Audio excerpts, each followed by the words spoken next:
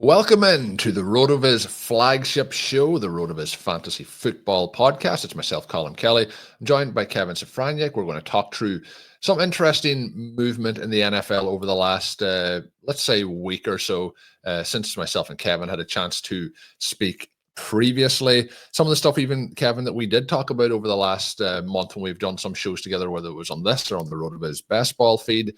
And we've had kind of thoughts on certain things that either have or haven't come to fruition for different reasons or another, whether that's players staying with the same team, whether that's players changing team, players traded.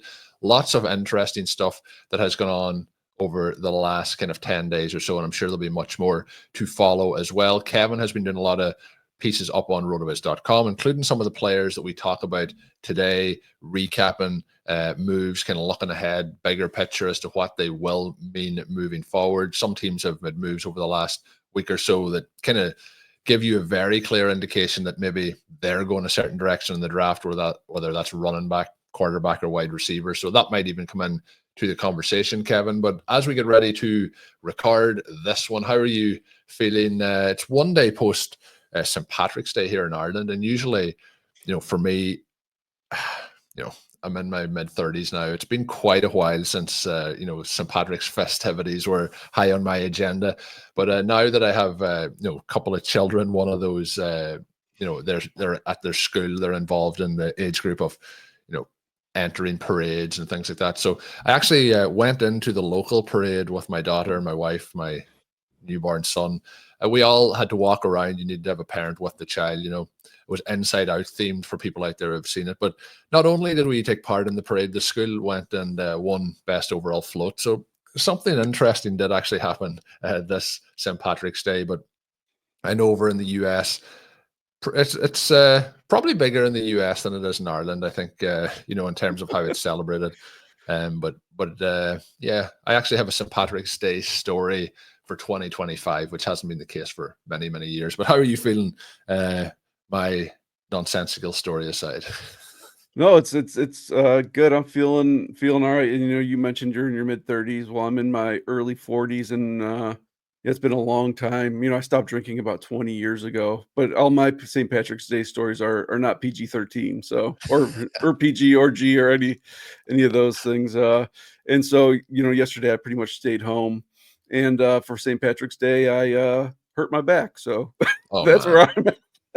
So turn into like the old man's club. But I've had quite a bit of back trouble over the last probably 3 or 4 years, with the COVID lockdowns and things like that, and then having a young child. I just got lazy, I think is the word I'll use. But thankfully, I've started to, in the new year, try to get into a bit of a healthier kick. So back is mending up slowly but surely. I think it's going to be positive. But Kevin, I hope your back is healed soon, because back pain, I'm sure the listeners will agree, is no fun thing.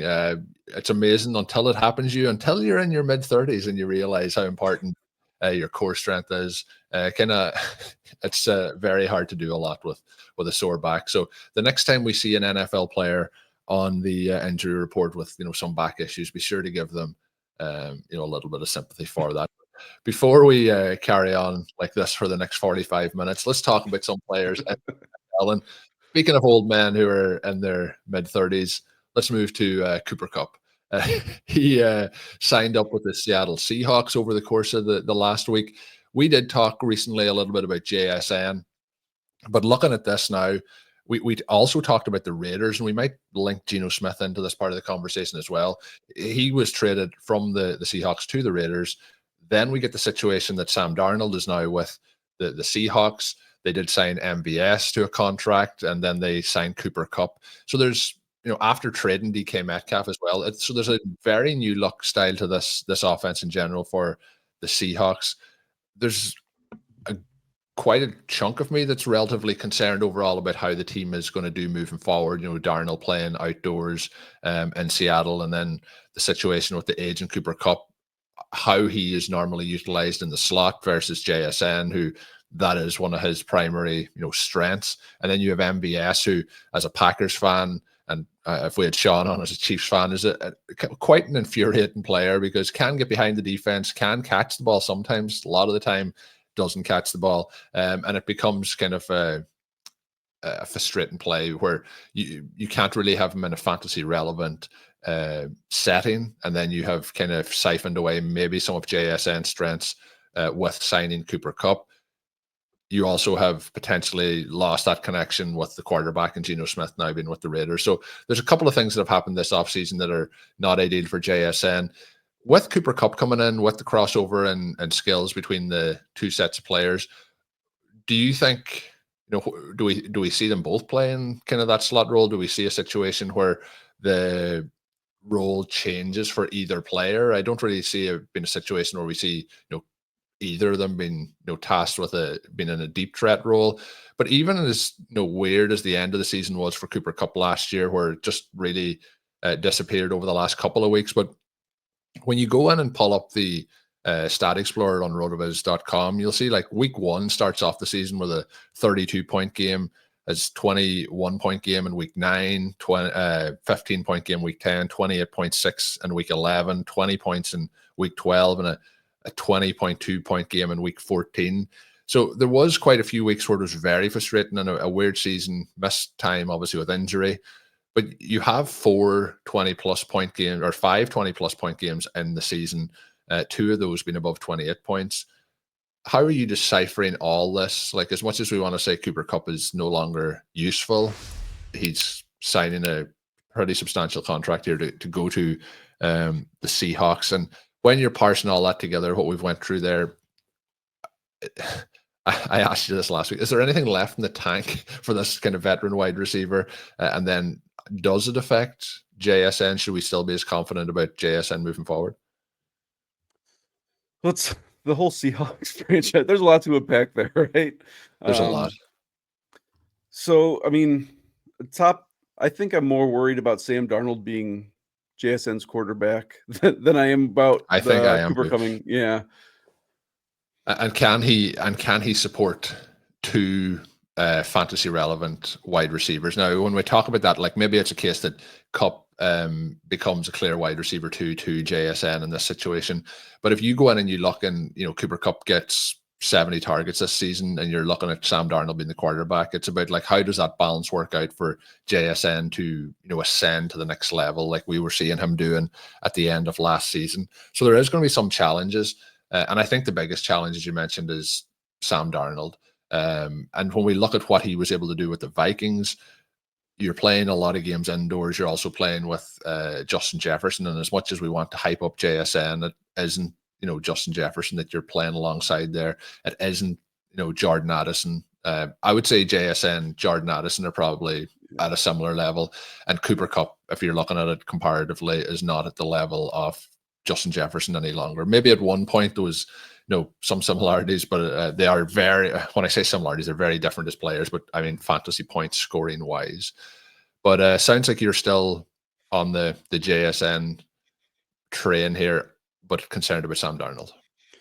Yeah, it's really just how they fit, because you look at Clint Kubiak. I just kind of feel like he's like a lesser, everything for Sam Darnold, like you were mentioning in Seattle, seems like a lesser version of what he had in Minnesota. Like Clint Kubiak runs a similar offense as O'Connell, but he's a lesser version. The weapons that Darnold has around him are lesser versions of what he had in Minnesota. So it's the thing that the reason I guess that I am still in on JSN is because a lot of times when the thesis is of like, who else is he going to throw to, or this person's going to get a huge target share, like the disparity between that is the level of talent that person has. This guy's like, we bypass how talented they are for, there's just nobody else around. Where, I mean, even though Kupp is in there now, I think like JSN's still going to get a good amount, good target share, and he's a good player, which is like the most like the most important part of that whole entire thesis is like JSN is talented, and we know that. And we saw Puka and Kupp were both used like in the short area of the field last year. So I'm not super worried about the overlap between those two. MVS hopefully can maybe take the tops off the defense a little bit. Probably not get any hopefully not get any targets, but just takes the top off of every single of the defense, every single pass play, trying to opening up some space underneath for both of mostly JSN, but also Kupp. And the big thing is just how's Darnold going to play? How's he going to adapt? Are we going to get the most of the first 16 weeks of the season Darnold, where he, for the most part, played pretty well? Are we going to get the week 18 and playoff Darnold, who just completely collapsed? And I feel like, it's probably going to be a little bit of both. And I definitely don't think that he's going to live up to the same heights as he did. But I've kind of been saying that all off season. Yeah, I think with him, there's that chance that you do see some of the highs. You also will see some of the lows, and I think maybe the true player is somewhere in the middle. I don't think he's as bad as the end of the season looked. I don't think he's as good as the other points of the season looked. So we'll see it settle somewhere in the middle. With Cooper Kupp, just to go back to how they MVS isn't, I don't think, going to be enough to threaten defenses based on what we've seen in his career so far. But if we look at the last season, we only had 9 total targets to the left with 15 or more yards for Kupp. We had only 4 in the middle and then 8 to the right hand side. So over the course of the season, 21 total targets, more than 15 yards downfield. And they weren't very productive overall. So I think there's going to be a little bit of magician work here from the coordinators to make all this go together. I know they're talking about how you can set up for play action and so on, but there's only you can't play action it in every single pass. You're going to have to be able to do some other things as well. So we'll see how the Seahawks will develop that going forward. I do think that Kupp, depending on how ADP moves over the next couple of months, could be intriguing, because if you're playing in best ball, for example, I mentioned some of those numbers, very, very useful numbers if you're getting them. And if we look at last season, the way the season split out, those 50% of his games were wide receiver 3 or worse. But when you add the wide receiver 1, wide receiver 2 weeks, that also adds up to 50%. So if you're getting above 15%, or 15 points, sorry, I think that's going to be helpful. And even one of his wide receiver 3 weeks last season was a 16.1 point game in week 8. So there is times where you see wide receiver 3 and you're like, well, that's just not going to get it done. But 16 points is pretty substantial on a weekly basis if it's your wide receiver 3 on your roster and your best ball teams. The next team I want to come to and talk about is the Bengals, and we can probably do this pretty quick because it's basically very similar to what happened in 2024. But we were hoping that T. Higgins may have gone to new grounds, maybe even to Washington. That didn't happen. He is back now with the Cincinnati Bengals, and we're not going to get into team building and things like that. Because obviously they've put a lot of resources in, but the Bengals, a bit like the Cowboys, have continuously waited to pay up for these contracts. The one thing I can guarantee you about NFL contracts is they're not getting cheaper, if you wish. The players, if they continue to perform, the contracts continue to go up. And we've seen that with the Cowboys multiple times, and we've seen it here where they could have saved multiple millions on extending these 2 players if they had when I say multiple, I mean many, many millions if they'd have done it prior. And then you see how much they've allocated to the 3 players, including Joe Burrow, but they are extremely talented players. And what we want to see for fantasy football is those talented players scoring lots of points. So I think it's a case of it's going to run back in 2025 with those players.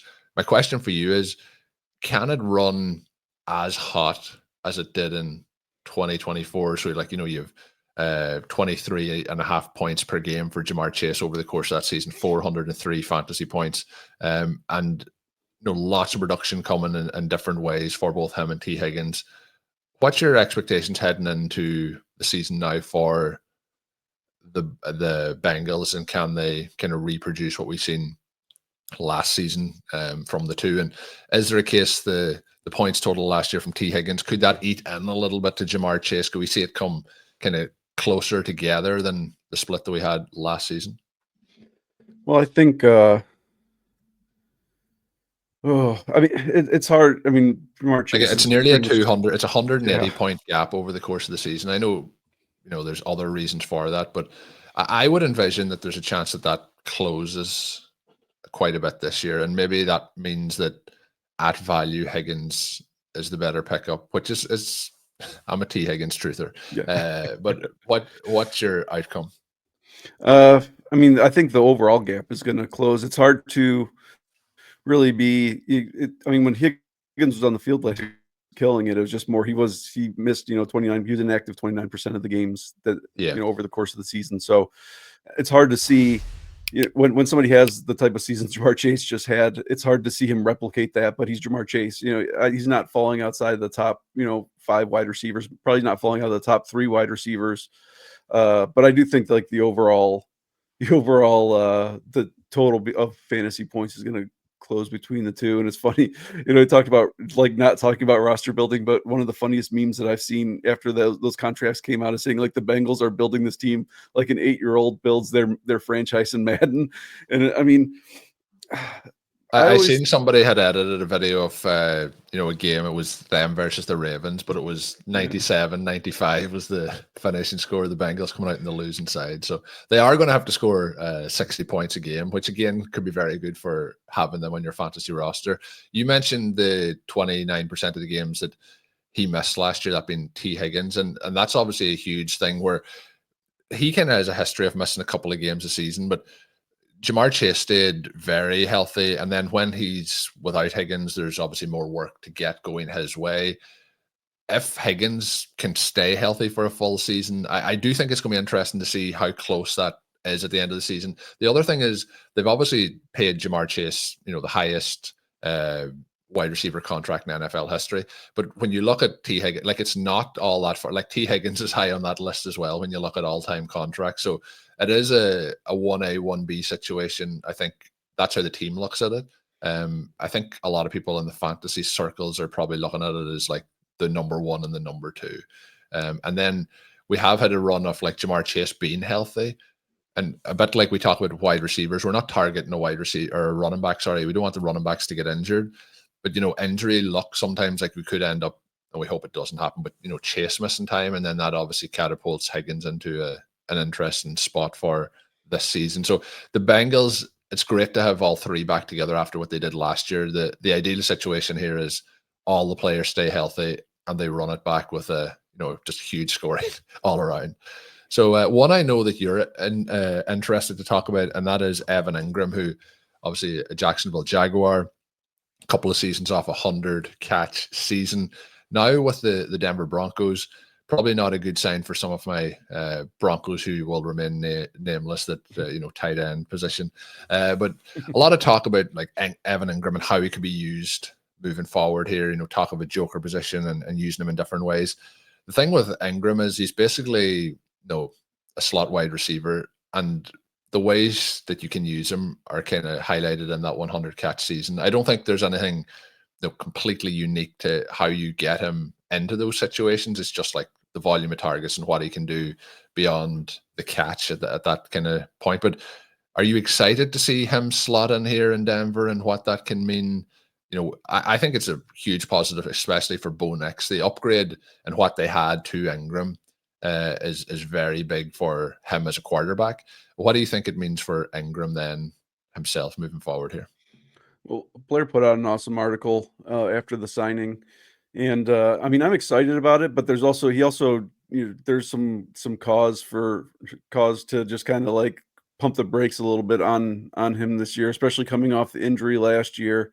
One of the players that he likens him to is kind of Darren Waller. Right before his last, just kind of how he got hurt. I want to say like the second to last season of his career, and just wasn't the same guy after the fact. So I'm excited just for do that to him, man. Yeah, but I mean, another thing that's mentioned in the article, and it's really the only Sean Payton blurbs or Sean Payton quotes I've heard all offseason, is him talking about how much his offense needs the joker position to be filled by a tight end or running back. So the fact that they're intentional about going out and getting somebody that has had the production of Engram in the past, I'm happy for Bo Nix, and I'm also happy for the landing spot for Engram. He's somebody that I'm drafting a lot of already, and he's pretty cheap as late tight end 1, I think that's like a fair value for him and still bakes in some room for some upside as well. Yeah, and if we look back, like just the breakout was the 2023 season, but even if we go back in the filters on the Stat Explorer back to 2022, adding in the season prior, you still, including last season, get up to, in terms of games played, he was inactive 9% of the time. So that's mainly just the time he missed last season. 56% of the time a tight end 1, 23% of the time a tight end 2, 21% of the time tight end 3. So like, you're up at 79% as at least a tight end 2. And there's some huge scoring performances in there, 20 plus point games, but he has 2 30-point plus, 139.2 point game. And that actually came back in the 2022 season. So it's not just a case like, if you're saying a one season sample, it has been pretty consistent for him. Even if you go all the way back to the 2020 season, still pulls up at 47% tight end 1, 23% tight end 2. So I think there's kind of a consistent track record that is like looked at as he had the massive season in 2023. But in terms of, if you're looking at just the tight end position and his score, and he's quite consistent over those years. And I think if you get him into it, like, I think the jump to like, is he going to be like Jimmy, like jumping too far ahead, comparing him to like Jimmy Graham with Drew Brees and things like that? You want to do the similarities, even with Bo Nix. You're like, oh, there's some similar, like, but getting him in there with Sean Payton, I think, is going to be interesting. And the other thing, again, that's interesting with things like this is Sean Payton getting Bo Nix last year, for example, getting the players that he wants in, like, in free agency, picking Evan Engram, as there wasn't a huge amount of options, but still going that direction, I think, should be an upgrade. So I think Engram is going to be interesting this year, and I think may actually be undervalued based on people thinking it was like a 1 year thing and then him missing time last year as well. So the next player we are going to jump through and go on to is a person you wrote up on the site, and that was Justin Fields, now with the New York Jets.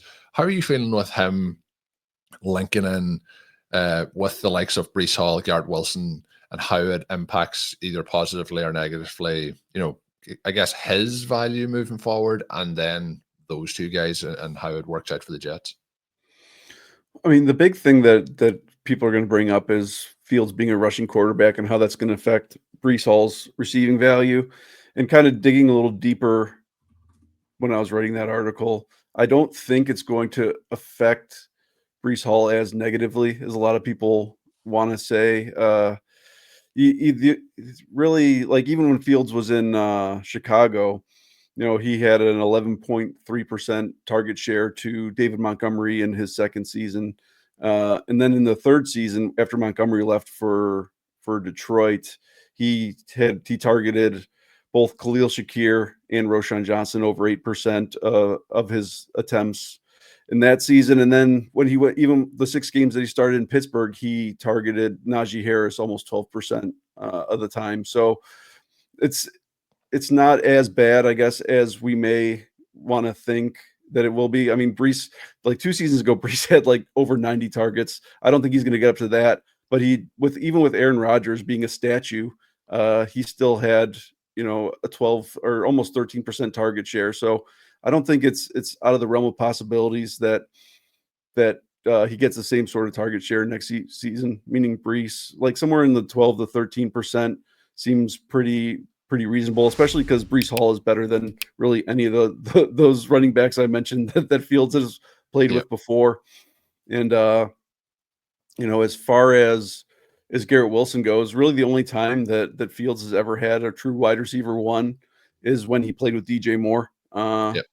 And I heard Ben and Sean talking about this on Stealing Bananas as well, but like it's pretty easy to make those comparisons. The parallels between Garrett Wilson's career early and DJ Moore's are pretty comparable, just for the fact that inconsistent quarterback play. It's just, we see glimpses. The one thing is, like, I mean, Garrett Wilson's efficiency has been pretty terrible, like all seasons of his career, where DJ Moore was a little more efficient. But I mean, I still see it. I mean, and even Garrett Wilson was the PPR wide receiver 9 last year. It's not like he was playing terrible. He was still a low end wide receiver 1. So, I'm excited about that. Say what you will about maybe Fields' ability as a thrower, but I mean, he's proven it before. So I'm excited just about that offense in general, especially too. When Aaron Glenn came over, he brought the passing game coordinator from the Lions with him to be the OC. So really, and Scott Turner's there as well, who's actually called plays in the NFL. So I'm cautiously optimistic. I'm hoping that they bring the offense over, the offense from Detroit can translate, enough rubbed off from Ben Johnson on to where they can actually, have something resembling the offense from Detroit. And